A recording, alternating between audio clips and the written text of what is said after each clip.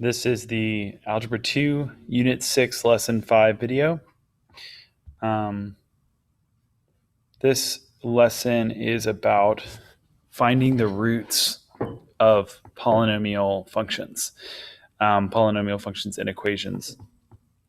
And what it's referring to when it talks about roots, there's kind of two ways to think about this. There's one way to look at it from a numerical equation perspective, and then there's a way to think about it in terms of the graph. So I'll start by looking at the equation version. So let's say we have this function.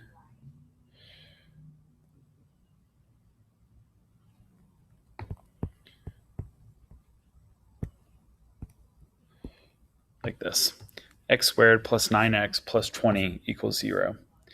And we want to know basically what numbers can I plug for x that will give me 0. So what number can I plug in for those x's to make this answer be true? And so the way we have to do this is there's actually no way for me to rearrange this equation like we do with single linear functions, like where there's just x, not x squared. We can just rearrange a linear function and solve for x. The problem is we don't have any way of doing that with quadratic functions or polynomial functions. So what we actually have to do is we have to factor them and see what we call the roots are. And I'm not going to get that deep into factoring right now, but if you need a review of that, please let me know. So I'm assuming, again, that since we're in the second half of Algebra 2, that factoring is something that you're familiar with. So when I factor this, I need to find two things that multiply to make that expression right there. What are two things that multiply to make that? And the reason that is because I'm going to come back up there. The reason that is we have this concept in algebra called the zero product property. The zero product property is this idea that says if I have these three numbers, say a times b times c, or any amount of numbers, and I know they all multiply to make 0. So if you think about this just logically, the only way that I can multiply numbers together and get 0 as the answer is if one of the numbers is 0. There's no other way to multiply numbers to make 0. So in this situation, one of three things is true. A is equal to 0, or B is equal to 0, or C is equal to 0. One of those things, or multiple of those things, have to be true. And that is what the zero product property says. So if we take that same idea and go up here, if I can change this expression to be a product, and a product is a term for two things that are multiplied together or for multiplying. If I can change that into a product, then I can use the zero product property. So I'll just go ahead and do that really briefly. The factored form of this expression is x plus 5, x plus 4, because 5 times 4 is 20 and 5 plus 4 is 9. Again, I'm skipping all the details of factoring in that, but you should know how to factor if you're in the second half of Algebra 2. If you need help with that, I can point you in the direction of some other lesson videos to help you with that. So this is what we end up getting. And so what that means, and I'm going to get this stuff out of the way here. Oops. What that means is that one of two things is true. Just like down here, if a times b times c is equal to 0, then one of those is equal to 0. In the same way, either x plus 5 is equal to 0, or x plus 4 is equal to 0. And if you were to solve those equations, again, I'm skipping some steps here because this is review, x equals -5 or x equals -4, because those are the two numbers that work to make these two things true. So that would be the roots of this. And if you do the work of plugging in -5 into this equation, you get 0. And if you plug in -4, you get 0. And so that's kind of how the idea behind this starts. So when we say we're looking for roots, we're looking for those numbers that make it 0. But what's really nice is it's actually easier in some ways to think about this in terms of graphing.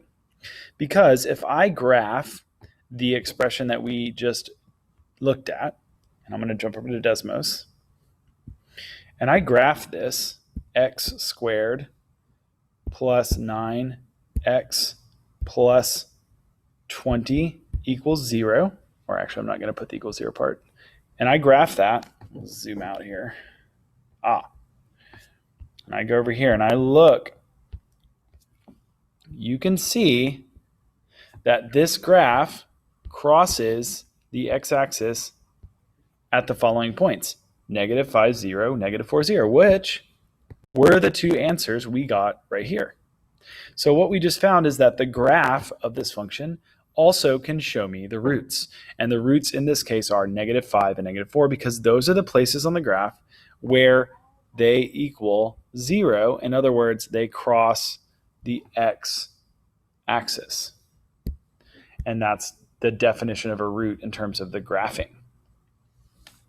So this is going to be probably the most helpful method for us, is to do this graphing and looking at the graph for these roots. So let's jump over to the lesson and look at what they have us do. Got vocabulary for numbers 1, 2, and 3. Make sure you use the terms up above. I just went over this in the notes, number 4. Next, choose the correct roots of the polynomial equation. So I can do this one or two ways. They've already given me the factored form, and I can take each one of these parentheses and I can look at the root that comes from each one. So really, what makes this 0, what makes this 0, what makes this 0. Or I can graph this on my Desmos, and I can look at where it crosses the x-axis. So either one of those ways will work. You're going to do one of the two. Graphing is totally fine. You can graph that, and then you need to find which one of these has the correct list of roots. Same thing with number 6. Graph this, and look, where does it cross the x-axis? Find which of these represents the points where it crosses the x-axis, just like this one does. Same thing with number 7. You can type this entire thing in. Show you an example. I could type x minus 5, 2x plus 6, and I could graph it, and I could look and see the points where that crosses. That's just an example, but you can type in those parentheses the same way. That's number 7. And then lastly, number 8, they go ahead and give you the graph, and you need to find the roots. Again, where does it cross the x-axis? I'll let you do that one on your own. So those are pretty straightforward, really just graphing the function and looking at the graph. I'm going to go ahead and include the review questions in this, so let's keep moving. Number 9, more of the same. It's a lot of words there to ask the same question, which is, what are the roots? What are the roots of this function? So you need to graph it, look for the roots, and one of the answer choices is going to describe what you see. Moving down here, looking at number 10 begins the review questions. The first one is dealing with composite functions, which again is covered in the first half of the course, but I'm happy to show you guys how to do these. So I'm going to work this one out. A composite function is when, if you see this expression, it means to take the g and plug that entire thing in for the x in the first one. So it's saying take g and put it into f. So what that looks like is 3 parentheses 5x minus 1, 5x minus 1. So I'm taking this and putting it in for the x plus 5. So all I've done is rewritten it, and I've taken this x out, and I put this entire expression inside where the x was. And then it's just a matter of simplifying.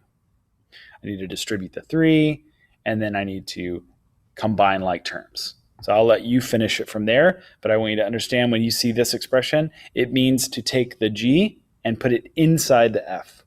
And that's what I've done here. I'll let you finish the rest of that. Multiply the matrices. When you multiply matrices, and this is kind of a weird example to be completely honest, when you multiply matrices, you multiply the first term in the row times the first term in the column, and then you add each answer together until you've completed that row and column group. So like for instance, I'm going to do 1 times 3, 2 times 1, 3 times negative 1. Because I'm taking the first times the first, the second times the second, the third times the third. I'm going to add up those three answers. So 1 times 3 is 3. 2 times 1 is 2. 3 times negative 1 is negative 3. And then I'll let you add those up and get the final answer and pick the one that has the correct response. The answer should be an actual matrix, meaning it should have the brackets around it. It should not just be an individual number. It will be a one element matrix. So I've just told you that that's not the answer. Lastly, this is a big doozy. Use the quadratic formula to find the roots of the quadratic equation. Okay, so this is a little bit of a complicated one, and the reason is because we have these potential roots here that have the I in that expression, and so we're going to work through this one all the way together. So I'm actually going to hop over to my Google Keep, and I'm going to add a new drawing here. And let's go ahead and work this one out. So first things first, let's write down the quadratic equation, which is x equals minus b plus or minus the square root of b squared minus 4ac all over 2a.